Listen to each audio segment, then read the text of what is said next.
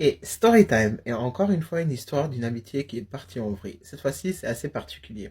Donc, quand j'étais plus jeune, étudiante, j'habitais dans un studio en région parisienne. J'avais un meilleur ami qui avait 2 ans de plus que moi, et tout le monde pensait qu'on était en couple et tout, alors que non.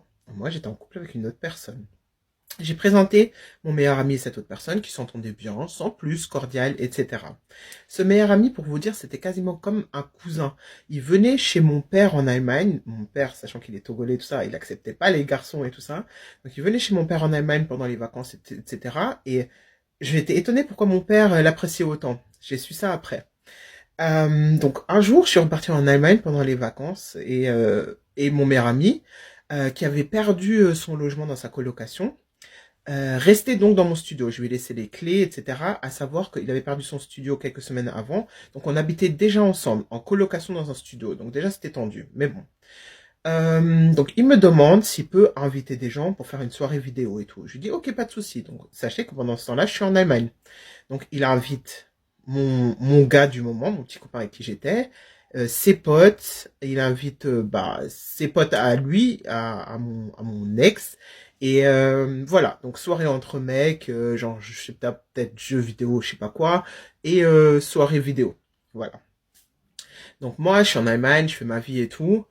Le lendemain, j'essaye de joindre mon gars. Impossible. Pendant des jours, j'essaie de joindre mon gars et mon meilleur ami. Impossible. Personne me donne des nouvelles, etc.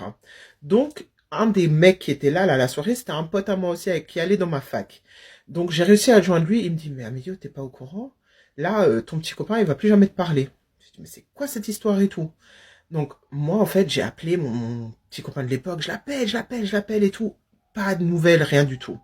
J'appelle mon meilleur pote qui, lui, il est grave évasif. Il fait, ouais, non, je sais pas trop, je sais pas ce qu'il fait et tout.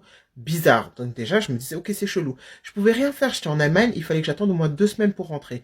Quand je suis rentré en France et tout ça, j'arrivais toujours pas à joindre mon petit copain. J'ai petit copain parce que, vas-y, en vrai, c'était même pas une relation de ouf, mais voilà, on était jeunes.